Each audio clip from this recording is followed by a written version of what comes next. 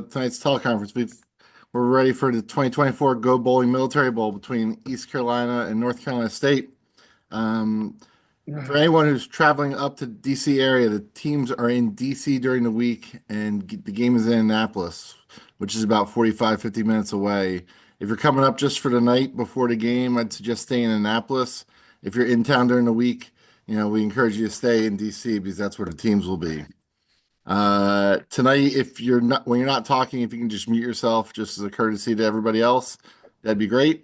And we're joined by both coaches and Military Bowl Foundation President and Executive Director Steve Beck. Steve, do you want to make a quick statement and then take some questions?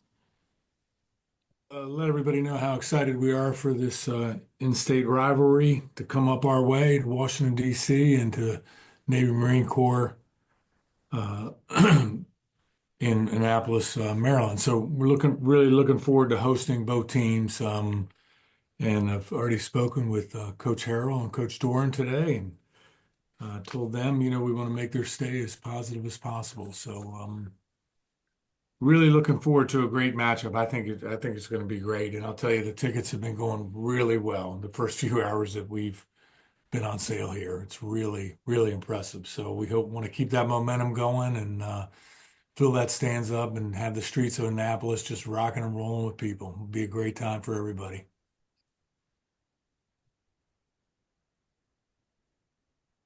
That's it, Josh. Yep. Okay. Do anybody have any questions for Steve about the matchup?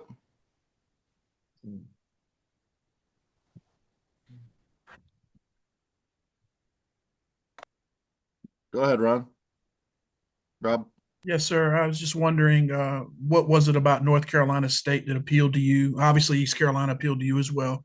But speaking in regards to the Wolfpack, what was it about them that appealed to you, and how happy are you to have them up there?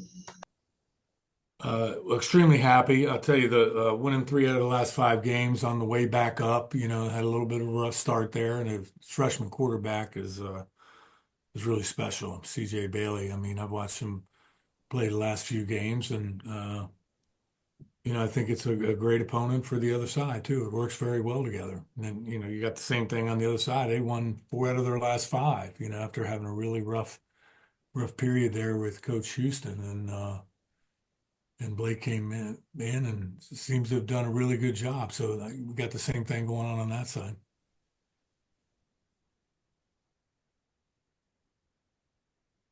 Go ahead, Steven.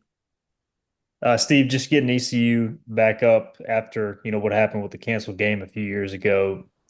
Any thought given to that? And I'm sure the fan base that did travel for that enjoyed the area and kind of I don't know, a shot at redemption, so to speak, to play the game this time.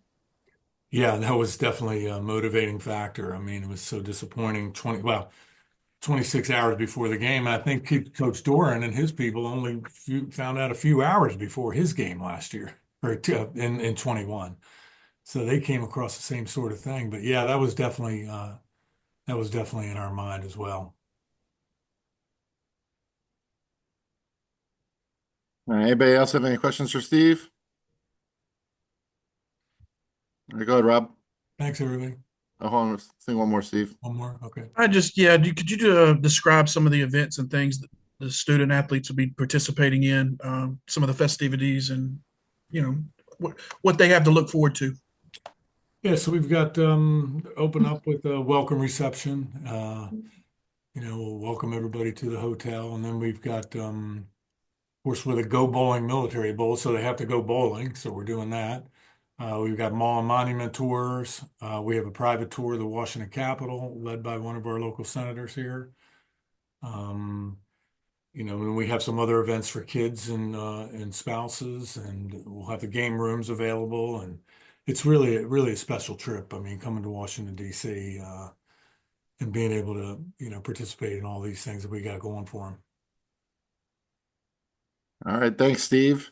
Now I'd like to turn to East Carolina coach Blake Harrell. Coach, would you like to make an opening statement? We'll take some questions. Yeah, thanks, Josh. Just first of all, thank you to Steve and the Military Bowl and the committee there for having us up once again. I know the guys are fired up to play in another bowl game and be up there and in DC. Obviously, a great experience last time, just didn't get to play in the bowl game. So I think we got 12 players from that roster that are still with us. They were with us back then in 2021 that will be on the same roster. So this time, the opportunity to play in a bowl game is all that have dreamed about and worked for the last month and a half or so. So excited about that. Excited to play against an ACC team and a P4 team. Our guys hadn't had that opportunity this year. I think all our opponents have been G5 or FCS. So excited to play against a P4 opponent. Respect the heck out of Coach Doeren and the job he's done there and their staff and NC State. But for our guys, just to have a chance to do that and on that level is pretty special for those. So you're kind of knocking two things out with that as far as playing in a bowl and against a P4 team. Sounds good. Anybody have any questions for Coach Harrell? Go ahead, Dugan. Hey, Coach. I'm just curious on your thoughts on not only playing in the bowl game this year, but then next year you also open up the season with them. What your thoughts are on playing NC State back to back? Yeah, Dugan. It's a unique opportunity. Um, you know, it's tough. It's a tough opportunity. I'll say that as far as just playing against a good football team, an NC State well coached football team. So it's kind of a little different, I guess. You end of the season with them one game, you open the season with them another game. But as far as our fan bases, I know they'll both be excited about the opportunity there, and you should have a good crowd up there in Annapolis for this game. And I'm sure that our fans will travel well for the opener next year as well. So.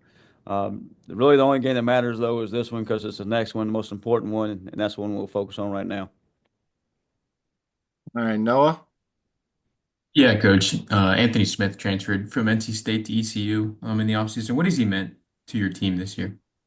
Anthony's played really well for us, just and we talk to our guys all the time about sometimes when you transfer and move around, it's just a new environment, a new opportunity. It's a fresh start sometimes, and sometimes that's all we need is as individuals to kind of spark us and get us going. And Anthony's certainly done that and played really well for us. And excited about him moving forward with our program.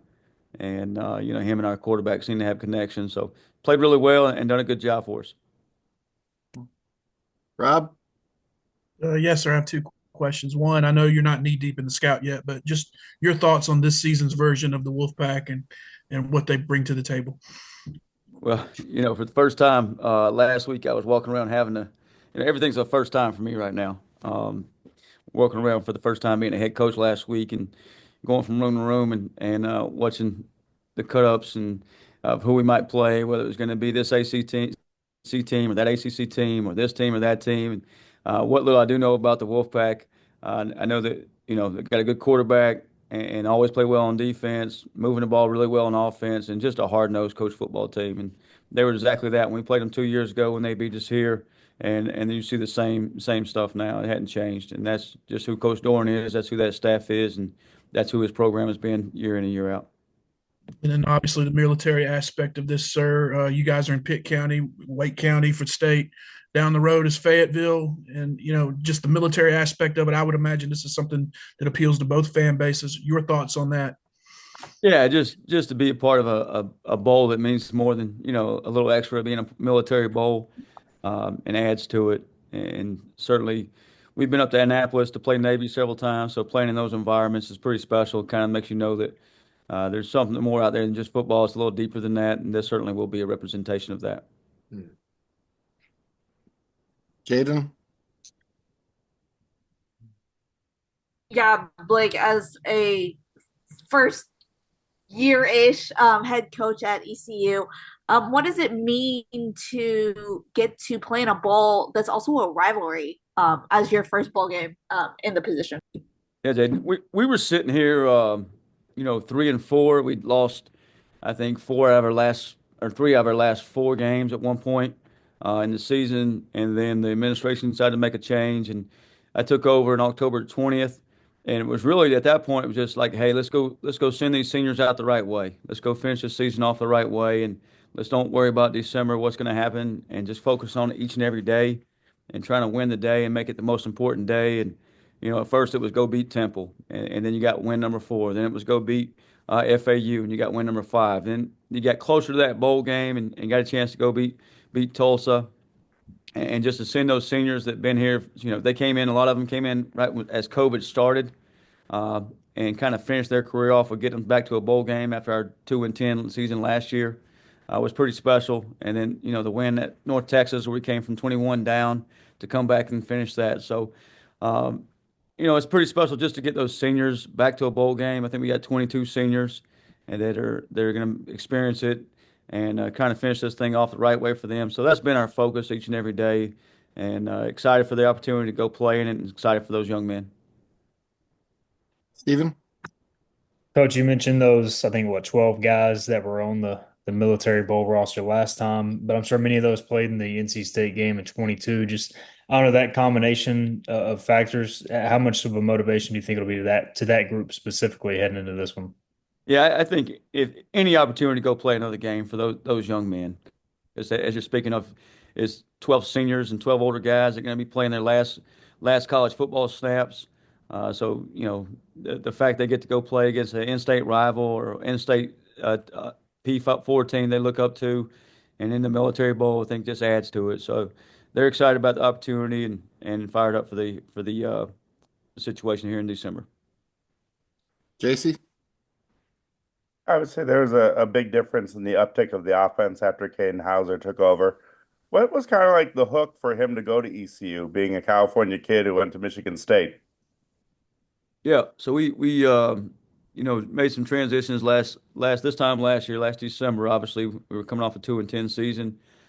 Started with our new offensive staff, new offensive coordinator John David Baker, and at that point, it was really just go out and find a quarterback we thought fit our system and could fit us, and we come to ECU and an opportunity to play, and that's really where Caden Hauser kind of factored in, was just an opportunity to start fresh, an opportunity to be in an up-tempo offense, throw the football around, and something he felt comfortable with, and he kind of hit it off with Coach Baker, and coming out of preseason camp was not our starter.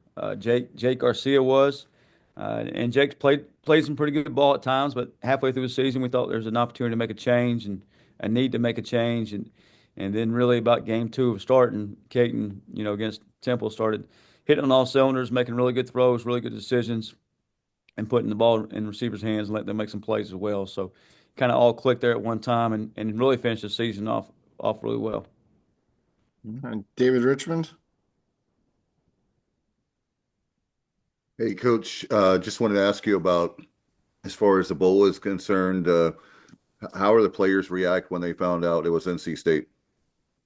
I think that just, they were already excited to be playing in a bowl game, obviously, and whether it was going to be the Myrtle Beach Bowl or, Boca, those weren't as exciting as to go play a P4 team. And I think, I said it earlier, just the opportunity that we hadn't had to go play a P4 team this year kind of gave them, a little bit more life, to so to speak, or a little bit excite them a little bit more than just going to play in maybe another G5 team. So that was certainly a momentum swing there. All right, Coach. Appreciate you joining us tonight. Look forward to seeing you in a few weeks up in DC and Annapolis. Definitely, Josh. Thank you. Thank you. Take care. We've also got NC State coach Dave Doeren on the line. Welcome, Coach. Thanks for joining us tonight. If you'd like to make a statement, we'll take a few questions. Thanks, Josh. Very appreciative for the opportunity, Steve. Appreciated the phone call earlier too. We're excited to go to the bowl game in Annapolis and play at our Naval Academy. Spend time in the nation's capital. I always look at the bowl games as life opportunities for these young men, and no better place than our nation's capital to experience something a lot of these guys probably haven't gotten, the tours and the things that we're going to be able to do. And so looking forward to that. The proximity, obviously, for our fan base, great location for them to be able to get there. And look forward to playing Coach Harrell in East Carolina. I have a lot of respect, Blake, for what you did this year, and congrats on becoming the head coach at ECU. I know that's not an easy thing to do midstream like you did, so congratulations. And we look forward to playing them. And, it's kind of a game that goes a long way back, and we don't get to play each other very often, and it's been a while. So I don't know how many of our players, the way rosters change anymore, are going to remember the last time we played. but they're excited to go to a bowl game. You know, there's several guys on our team, just to go back to your comments, that were a part of a canceled bowl game a few years ago in California, and it was on the way to the pregame meal that one got canceled. So, you know, excited to go up there and play. Our team's coming off a good win against our rival UNC, and we do have a really talented quarterback that's excited, you know, to get into the postseason here. And as far as playing each other at the end and the beginning, we actually did that with ECU. I don't know how many years ago it was, but in the previous hurricane year, we had a game canceled with West Virginia and picked up ECU as our last contest and then opened with them the next year. So it's something I've already done. You know, teams change a lot from one year to the next. Obviously, there'll be some carryover, but these rosters for both of us will look different in the fall than they do. And we'll probably both find out tomorrow if our rosters look the same with the transfer portal opening tomorrow. So there's a lot of change this time of year. And I know for one, just getting back on the practice field and getting around the guys again, it's going to be nice. And getting ready and coaching up some of these young players. So look forward to the opportunity, and I'm sure there's a lot of questions. Yep, there are. We'll start with Todd Gibson. Yeah, Dave, do you remember, you probably don't remember, back in the 80s and 90s, the history of this rivalry, just how much it means to the fan base. And I'm sure there's still some people from that era too that remember that the history of this rivalry. Can you touch on how important it is to maybe Wolfpack fans, and how exciting that would be for these fan bases to go head to head again? Well, yeah, I mean, we're in the same state. You know, it's kind of hard to call us rivals now because we don't play each other every year. And to me, that's what rivals do. But we're in-state opponents, and there's a lot of crossover between our fans, you know, and there's split households and all those kind of things. And there's Wolfpack families whose kids are students at ECU. And, you know, so there's all that in-state stuff that goes with this game. And we're not far from each other. We run into each other. Coaches see each other on the road in recruiting, at clinics, everything else. And a lot of these players probably, at least the in-state guys, you know, will have teammates from high school on these two teams, you know, so that part of it. But to go back to the 80s for me, Todd, I can't do that. Like, I don't, I'd be speaking out of turn. I mean, in the 80s, I was in middle school or high school. I mean, I'm not that old, man, you know. So, yeah, I mean, I know some of our older fans look at this a lot different than us, but, you know, I got here 12 years ago, and I know when we play each other, it's always packed at whoever stadium it's at, and there's a lot of fanfare. Thanks, Dave. I know it was a long time ago. You're right. I wasn't anything about your age there, Coach. Yeah, it was 40 years ago, man. I know. All right, Luis Hernandez. Hey, Dave. I was just wondering if you had any comments about Tony heading to Marshall, what he's meant for your program over the past few years, and what you plan on doing from a defensive coordinator or defensive play calling perspective with his departure. Yeah, I'm super excited for Tony. He's earned it, deserves it. He's been a great staff member, friend, and you know, throughout his time in college football, he's made his mark, and it's always been one of his goals. And you know, so for me, it's a proud moment. You know, it's Coach Beck a few years ago, Eli Drinkwitz a few years ago, Mike Urimovich is now the head coach at Ball State. So there's a lot of guys that have worked for me that are now running their own programs, and I take a lot of pride in that. And super excited for them, you know. And anytime a coach leaves, I look at that vacancy as an opportunity to improve and take our time, you know, making decisions on what we're going to do. Our staff on defense is all, you know, here, and those guys will coach. Tony won't coach in the bowl game. Obviously, he's got a program to go run. Freddie Autry-Lindsay will call the defense and run it, and excited for him to do that in this game. And our kids will be excited to play hard for him. Thank you. All right, Noah Fleischman.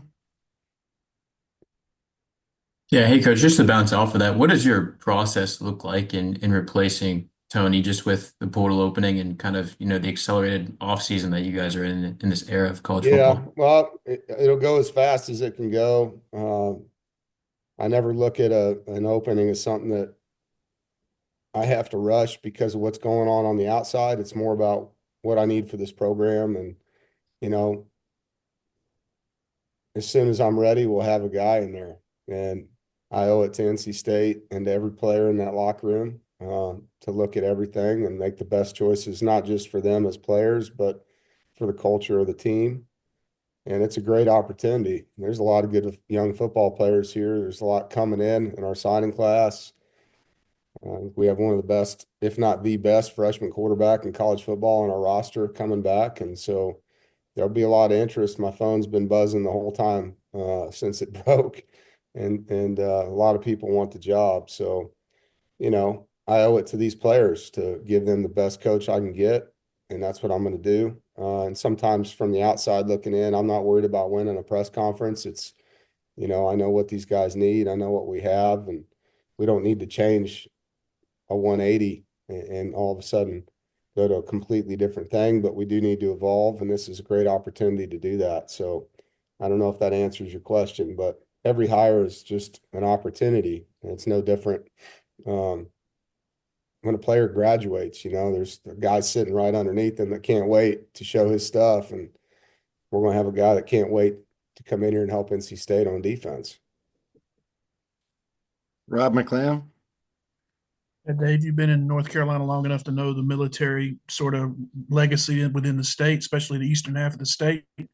There's ROTC. I just left Reynolds Coliseum. They have ROTC in that building. Right. And so it's prominent at the school as well. The military aspect of this bowl game, sir, just your thoughts on that. How meaningful is that for you and your players? I love it, man. I'm excited. Annapolis is, I've never played there. I've been able to play at West Point, and it's just the history and all of it. It's awesome, being in their campus and their stadium. And, I think there's, I know there's our Military Appreciation Day. I mean, like the number of different military that shows up, like the presence in our state is so incredible. And you talk about the eastern part of the state, like one of my favorite trips since I've been here was spending 8 hours at MARSOC, getting to see all the things that they do in the Special Forces part of the Marine base. And I'm excited to go to Annapolis, like really excited to see that. I have so much respect for the military academies and all of it. My dad served in the Navy. I was born in a naval hospital in California. Like all this is cool for me. I applied to the Naval Academy in high school, so I'm really excited about the opportunity going there. And anytime we can do anything that lets the military have football involved in it, where they can take a break from protecting us and enjoy a day, like I'm all about it. I'm sorry, I have to ask now. You said you applied to the Naval Academy. How did that go? It went good. I got in. got Didn't go accepted? there. Obviously, I decided not to do that, but no, it was the only academy that accepted me. Let me say that too. The other ones. So yeah, I was very excited about that opportunity, and just at the time, I think this, I thought I was going to be a doctor. I was pre-med, and to go to an academy, you owed them like 20 years of your life after med school, and that was kind of hard to do at 17 and make a decision like that. So I punted on that one. Fair enough. Thank you, sir. Jaden Watson Fisher. Yeah, Dave, speaking of that, I know your grandparents and then your wife, she has family who's served. Does it feel like this is somewhat of a family affair for you? I hadn't really thought about it. I think this always comes up during military week. Sarah's dad, Stan, served in the Army. My father, Bill, served in the Navy. All of our grandparents served. And so, the military for us is meaningful. It was part of our upbringing. And living in the state, it's very present, more present than any state I've lived in, as far as the number of bases, active military reserves, and everything else. So, you do feel the pageantry of the military more here than you do anywhere. From my standpoint, I know there's other states with huge presence, but from my 7 or 8 states that I've lived in, North Carolina is by far the biggest presence. So, playing on base at a place like that, and obviously Boo Corrigan can speak to this better than me, being at West Point as long as he was, there's a lot of pageantry, a lot of special things that goes with being there. Noah Fleischman. Yeah, Coach, you guys will play ECU. Anthony Smith transferred there in the offseason. What was it like for you to be able to see him go there and then play as well as he has this year? No, I'm excited for Anthony. I loved that kid. Wanted well for him. Was just actually looking at his stats earlier today. He's had some big games for them. I think 4 100-yard games, and he's a fast kid. And he's always been a fun guy to be around. I'm excited for him. Anytime a guy leaves your program in good standing, which he did, you want nothing but success for those guys. Now, obviously, in our game, I hope he doesn't have any, but as far as his career and life and looking what he's done there, he's made an impact for them. He has on the field, and so not surprised. I mean, he's definitely got a great skill set. Ethan McDowell. Hey, Coach, you mentioned Coach Freddie will be running the defense for bowl prep and all of that. I was just wondering, what makes you excited to see him in that role and, calling plays and stuff like that? Yeah. Well, it's been a goal of his. Freddie was a defensive coordinator at the FCS level for a number of years. And all of my coaches, when they have goals to move up, those are things that I try to help them with. And he's had opportunities to leave here for mid-major D coordinator jobs, and he wanted to learn, he wanted to stay, he wanted to grow. And so this is a great opportunity for him, to show what he can do and to lead our guys. And I know our guys trust him, they respect him. So it'll be fun to watch him. And I've had to deal with this over the years, losing coaches at this time of year. There's been a lot of bowl games where we've had to elevate different people to coach positions. And so hopefully it's just the one. I can't remember what bowl it was when we played. I think it was Texas A&M when we played them in the Belk Bowl, but like half my staff was gone, and so that you're coaching a game with all your GAs running the position rooms, and it gets tricky. And in this situation, we got a very, very qualified coach that takes a lot of pride in what he does. So I'm excited for Freddie. Thank you. All right, Coach. Appreciate you joining us tonight. Look forward to seeing you up here in a few weeks. Hope you and the team have a great time in DC and Annapolis. I appreciate the opportunity. Thanks for having me. You guys have a great night. Thanks everyone for joining us.